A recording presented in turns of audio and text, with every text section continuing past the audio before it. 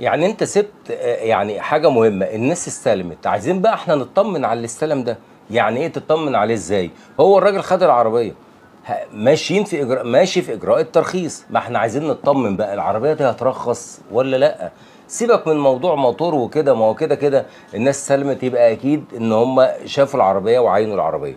خلاص هنعرف الموضوع ايه. بالنسبه للموتور كورونا فتيس، وده امره سهل، شاسيه صندوق كابينه، تمام. سيبك من ده خالص. خلينا احنا بقى دلوقتي في المهم. انا دلوقتي عايز يبقى فيه ملف او دوسيه في المرور، وعايز رخصه، وعايز رحتين. هو ده اللي انت تبقى انت تنتظره، ما تنتظرش بقى اصل انا عايز الموتور. هو الموتور ايه يا عم؟ خليك في الاول في الاهم، اللي احنا عايزين نشوف نطمن على الناس اللي هي استلمت العربيه دي هترخص ولا مش هترخص. ما احنا ما لازم يبقى واحده واحده عشان نبقى احنا ايه. انا ما بشتغلش غير واقع. عشان كده في الفيديو ده انا على السريع كده هتكلم في ايه، في كلمتين. نتكلم في الموضوع بتاع موضوع الترخيص بالظبط. بسم الله الرحمن الرحيم، الصلاة والسلام على أشرف المرسلين سيدنا محمد على آله وصحبه أجمعين. أنا ما فيش مشكلة، أنا مبسوط قوي، الناس استلمت، حلو قوي ده، احنا كده وألف مبروك ليهم يا رب. نكمل بقى على خير ونبتدي إن احنا نستنى لما هم يبتدوا يرخصوا إجراءات الترخيص. تمام؟ يعني هم خلاص هيطلع معاهم موظف من الشركه اللي هي الشركه المصريه للتنميه الزراعيه والريفيه، هيطلع معاهم يرخص العربيه. طيب انا ليه لما انا قلت في الفيديو بتاع المره اللي فاتت برضو عشان يبقى ايه يعني سريع كده نفكر الناس بيه، ان احنا قلنا الحجز عن طريق الشركه المصريه للتنميه الزراعيه الريفيه والزراعيه، وبعدين دلوقتي الحجز مقفول. تمام؟ الحجز مفيش حجز عشان بس يبقى احنا ايه واضحين، مقفول. لكن انت طب الناس اللي حجزت بقى في البنك، عشان ما نعيدش الكلام، بص الشركه دي في كل بنك ليها مكتب، الشركه المصريه للتنميه الزراعيه والريفيه في كل بنك. عشان بس التفاصيل واحده واحده، لان في ناس عماله تسالني طب انا اروح لهم فين؟ اقول البنك الزراعي 72 يعني مركز 72 فرع على مستوى البلد كلها. البنك التنميه والائتمان الزراعي او البنك الزراعي، كل بنك كل فرع ليه في مكتب بتاع الشركه المصريه للتنميه الزراعيه والريفيه. تمام كده؟ يبقى في كل بنك في مكتب في الشركه دي في المكان ده، هو البنك ضامنهم، وهم اساسا من البنك، وهو البنك هو كل حاجه، هو الوريث الشرعي والاب والام وكل حاجه للشركه دي.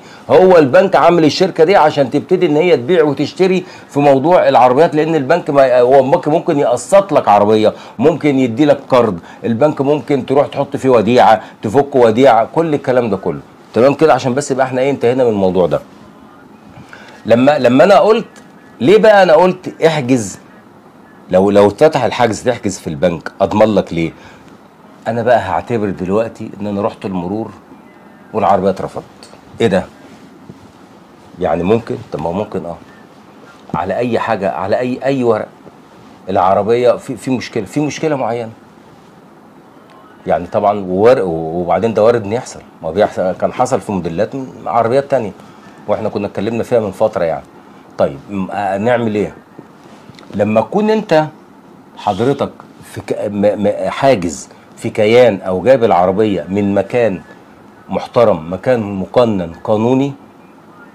خلاص تقدر ان انت ترجع لحد، يبقى ليك مرجعيه، ليك حد تقدر تتكلم معاه، ليك حد تقدر تروح هناك وتتكلم وتعمل مشكله، تاخد بالك. لكن فرضا لو انت خدتها من اي مكان تاني، مش حد، مش انت مش ضامنه. انا تملي احب قوي ان انت لما تروح في حته تروح زي بنك، زي مكان يبقى فيه ايه، يبقى فيه رقابه، والبنك طبعا دي الدوله بتراقبه، فمش مش هيقدر ينصب عليك ولا يقول لك انت مالكش ولا الكلام ده كله. ابسط حاجه، طب يا عم انت عندك مشكله في العربيه دي انت مش عايزها، هات العربيه، لا اما تفضل فلوسك، ولا انت عايز عربيه تانيه. يقدر ان هو ايه، حتى لو العربيه التانيه بيبقى انت هتبقى على قائمه انذار ولا حاجه، بيبقى انت ليك الاولويه انك ممكن تاخدها في نفس الوقت. تمام كده؟ عشان كده كان مهم ما تحجزش لو سمحت من بره البنك. مش معنى كده ان يعني الشركه او الاماكن التانيه مش مضمونه. انا معرفش، انا ما بتهمش حد في حاجه، انا ماليش دعوه، لكن هم مضمونين وكل حاجه. لكن لما بيبقى مكان قوي تقدر ان انت ايه، تبقى انت يعني حاطط في بطنك بطيخه صيفي وقلبك ميت ان انت رحت حجزت فيه، او يبقى انت عارف ان انت ليك عربيه فيه. تمام كده؟ دي جزئيه انا بالنسبه لي شخصيا. انت بقى عايز تعمل اللي انت عايز تعمله، انا ماليش دعوه. طيب انا فرضا، لان انا النهارده انا ببقى عايز العربيه، اصل انا النهارده مش واخد عربيه بعقد خرده، انا واخد عربيه تمشي بيها، يعني امشي، مش هترفض. يعني في ناس بتشتري عربيات رفض مرور، هو بيشتغل بيها داخلي، بينقل نقل داخلي، مفيش اي مرور، مفيش اي حاجه او كده. وطبعا الكلام ده برده مش ايه يعني، حتى برده نقل داخلي الله لا يقدر، لما لو العربيه دي عملت حادثه ولا عملت حاجه او خبطت حد، بيبقى في مشكله، لان العربيه هتروح لمين؟ هتحاسب مين؟ يعني ممكن تخبط حد وتجري. وياما عربيات من غير نمر، وعربيات كده ملهاش اي كيان قانوني، وبتخبط حد يعني وتجري، مفيش حد يعرف ايه، ما بنعرفش نرجع لها يعني. تمام؟ فانا عايز اقول لك ايه، انا مش هقدر اكمل تفاصيل موتور او اي تفاصيل فنيه غير لما اشوف الرخصه ونمرتين، معلش يعني. ولا انت مش معايا؟ ولو اي حد ليه راي تاني يتفضل. بس احنا عشان بس اخلص الفيديو ده، اتمنى الفيديو ده لو حد استفاد منه شيره ويقول لنا احنا مستنيين ناخد، عايزك تطمن. ما انت لو شفت رخصه من نمرتين هتجري تشوف موضوع الحجز. وزي ما احنا قلنا، الحجز فين؟ الحجز في اي بنك من البنوك، بس هو في فرع للشركه، في مكتب للشركه المصريه للتنميه الزراعيه والريفيه. تمام؟ الحجز موقوف دلوقتي، والعربيه حاليا هي لما الناس حجزت، هي العربيه فلوسها دلوقتي كاش، موضوع التقسيط لسه.